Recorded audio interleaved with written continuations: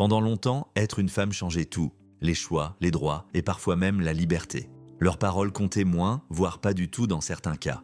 Dans certains pays ou à certaines époques, elles n'avaient carrément pas le droit à des choses que l'on n'imaginerait même pas aujourd'hui. Souvent absurdes, ces interdictions allaient parfois beaucoup plus loin. Aujourd'hui, je vous propose de remonter le temps pour découvrir ce que les femmes ne pouvaient pas faire à travers les siècles. Certaines de ces interdictions en disent plus sur l'époque actuelle qu'on ne le pense. Et pour comprendre à quel point ces interdictions pouvaient être extrêmes, il faut remonter très loin dans le temps.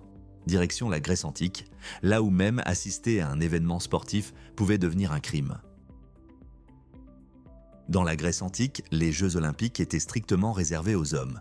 Non seulement les femmes ne pouvaient pas concourir, mais les femmes mariées n'avaient même pas le droit d'entrer dans le stade d'Olympie. Au 8e siècle avant notre ère, la loi était si sévère qu'une femme surprise dans les gradins risquait la peine de mort. Ironiquement, certaines femmes contournaient l'interdit. La princesse Kiniska de Sparte, au IVe siècle avant Jésus-Christ, remporta une épreuve olympique, et ce, à 2 reprises. Propriétaire d'un quadrige, un char tiré par 4 chevaux, grâce à sa grande richesse, elle n'avait toutefois pas pu le conduire elle-même. Anecdote méconnue, une seule femme était autorisée à assister aux Jeux. La prêtresse de Déméter, déesse de la fertilité. Elle avait une place officielle, en tribune, au cœur d'un événement pourtant totalement masculin. Pendant des siècles, les femmes ont payé des impôts sans avoir le moindre droit politique. En France, avant 1944, une femme pouvait être propriétaire, travailler ou contribuer financièrement à la société. Mais elle n'avait aucune voix dans les décisions politiques. L'État voulait bien de leur argent, pas de leur avis. Au Royaume-Uni, au XIXe siècle, certaines femmes propriétaires tentèrent d'argumenter que le principe « No taxation without representation » devait s'appliquer. La réponse officielle fut simple, le droit de vote était considéré comme incompatible avec la nature féminine. En France, il faudra attendre avril 1944 pour que les femmes obtiennent enfin le droit de vote, et l'année suivante pour la première participation électorale. Jusqu'à une époque récente, une femme mariée ne pouvait pas gérer librement son argent. En France, avant 1965, une femme devait obtenir l'autorisation de son mari pour ouvrir un compte bancaire ou travailler librement. Aux États-Unis, dans les années 50, certaines banques refusaient encore des comptes aux femmes célibataires, considérant qu'elles étaient financièrement instables, car susceptibles de se marier. Ce n'est qu'avec les réformes juridiques du XXe siècle que les femmes deviennent enfin des personnes économiques à part entière. Pendant des siècles, le vêtement était une frontière légale. Dans de nombreux pays européens, le port du pantalon par les femmes était interdit ou strictement réglementé.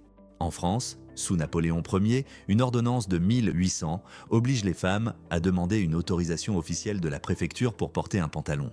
Cette loi, tombée en désuétude mais jamais réellement abrogée, n'a été officiellement annulée qu'en 2013. Le vêtement était un symbole d'ordre social et brouiller les codes vestimentaires était perçu comme une menace.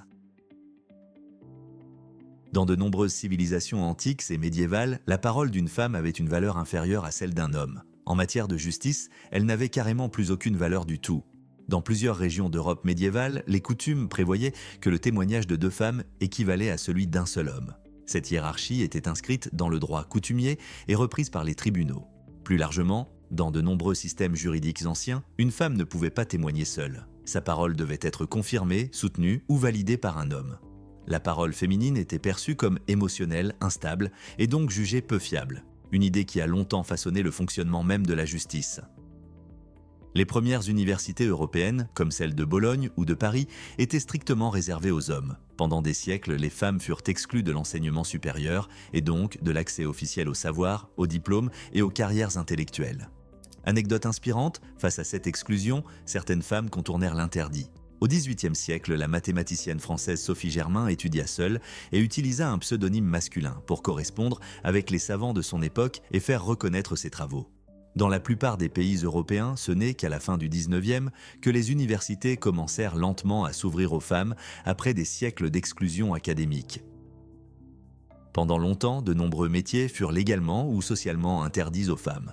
Médecins, avocats, juges, ingénieurs, même lorsqu'elles avaient les compétences, l'accès à ces professions leur était refusé. En 1849, Elizabeth Blackwell devint la première femme médecin diplômée aux États-Unis. Elle avait été acceptée dans une faculté de médecine, presque par erreur, les étudiants masculins pensant que sa candidature n'était qu'une plaisanterie. Dans de nombreux pays, il faudra attendre la fin du 19e et le début du 20e siècle pour que les femmes puissent exercer légalement certaines professions après des décennies de lutte et de résistance. Dans plusieurs systèmes juridiques, une femme mariée était assimilée à une mineure. Elle ne pouvait pas signer un contrat, gérer ses biens ou prendre certaines décisions légales sans l'accord de son mari. En France, le Code civil de Napoléon, adopté en 1804, plaçait explicitement l'épouse sous l'autorité légale du mari, faisant d'elle une personne juridiquement dépendante. Dans de nombreux pays européens, ce statut d'incapacité civile n'a été levé que progressivement, parfois très tardivement, au cours du XXe siècle. Pendant longtemps, voyager seul était jugé immoral, dangereux, voire scandaleux pour une femme. Dans de nombreuses sociétés, une femme respectable devait être accompagnée d'un mari, d'un parent ou d'un chaperon. Se déplacer librement était perçu comme une transgression des normes sociales. À la fin du 19e siècle, la journaliste américaine Nellie Bly fit le tour du monde, seule en 72 jours, inspirée par le roman de Jules Verne. Son exploit défia ouvertement les conventions de son époque et prouva qu'une femme pouvait voyager et décider par elle-même. Longtemps, limiter les déplacements des femmes fut un moyen de contrôler leur autonomie, leur sécurité servant souvent de prétexte à une restriction de liberté.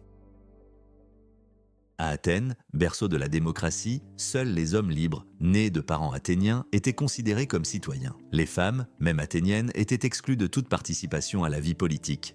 L'une des démocraties les plus célébrées de l'histoire reposait sur une définition très restreinte de la citoyenneté, laissant de côté une grande partie de sa population.